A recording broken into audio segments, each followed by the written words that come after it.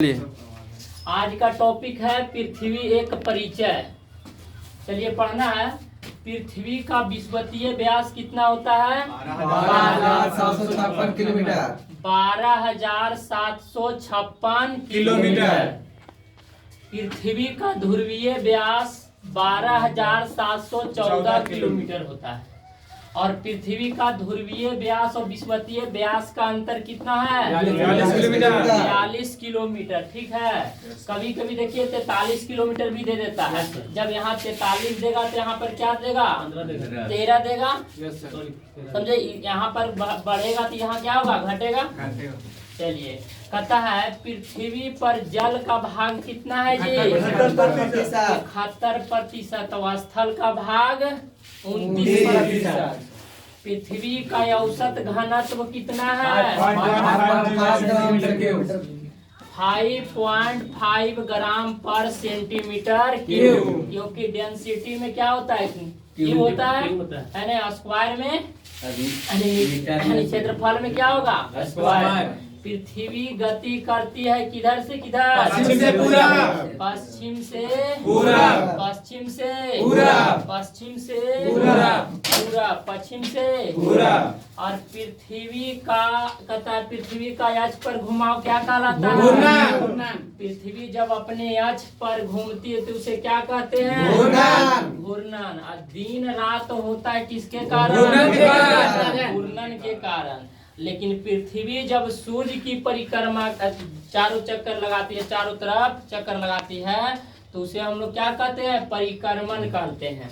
ठीक है। और ऋतु परिवर्तन जो होता है पृथ्वी के परिक्रमण के कारण होता है। और पृथ्वी 1 घंटा में कितना डिग्री घूमता है? 15 डिग्री देशांतर। तो 1 डिग्री देशांतर को घूमने में कै मिनट? 4 मिनट का समय लगता है। तब तो हमारा भारत का जो है भारतीय मानक समय यानी IST 82.5 डिग्री है। तब ना उसे 5.5 घंटा होता है। चलिए आगे ग्रीनविच से है ना। पृथ्वी अपनी धुरी पर झुकी हुई है कितना डिग्री? 23.5 डिग्री। पृथ्वी के भूपर पट्टी में प्रचुर मात्रा में उपलब्ध क्या है? ऑक्सीजन। 46.80% है ना। अच्छा चलिए कहता अच्छा ऑक्सीजन का खोज किसने किया था? प्राणवायु गैस किसको कहते हैं? ऑक्सीजन को ही कहते हैं। पृथ्वी गोल है किसने कहा था? पाइथागोरस। पृथ्वी गोल है किसने कहा था? पाइथागोरस। चलिए आगे देखिएगा। कहता है पृथ्वी के सतह के नीचे का द्रवीभूत शैल क्या कहलाता है? मैग्मा। जो पृथ्वी के अंदर जो दबा हुआ द्रव्य पदार्थ है वो क्या कहलाता है? मैग्मा। जब ये पृथ्वी से बाहर आ जाती है, ज्वालामुखी जब फूटता है तो उसे बाहर आती है, तो इसको हम लोग लावा कहते हैं। क्या कहते हैं? लावा। और यही लावा से आपको काली मिट्टी का निर्माण होता है ना, टूटने फूटने से। अब भारत में सबसे ज्यादा काली मिट्टी कहाँ? महाराष्ट्र में। कहाँ? काली मिट्टी किसके लिए सबसे उपयुक्त? कपास के लिए। पृथ्वी तथा सूर्य के मध्य अधिकतम दूरी कब होता है? 4 जुलाई को होता है। कब होता है? 4 जुलाई। तो ये सबसे जब अधिकतम दूरी होता है तो उसे हम लोग क्या कहते हैं? अवसौर कहते हैं। क्या कहते हैं? अवसौर कहते हैं। इसको याद रखना कि आप दूर गए है ना। और आप दूर कब गए? 4 जुलाई।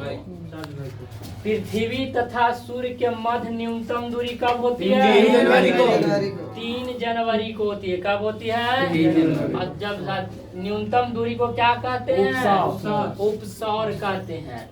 अब देखिए कहता है अपसौर और उपसौर को मिलाने वाली काल्पनिक रेखा को क्या कहते हैं? साइड रेखा कहते हैं। क्या कहते हैं?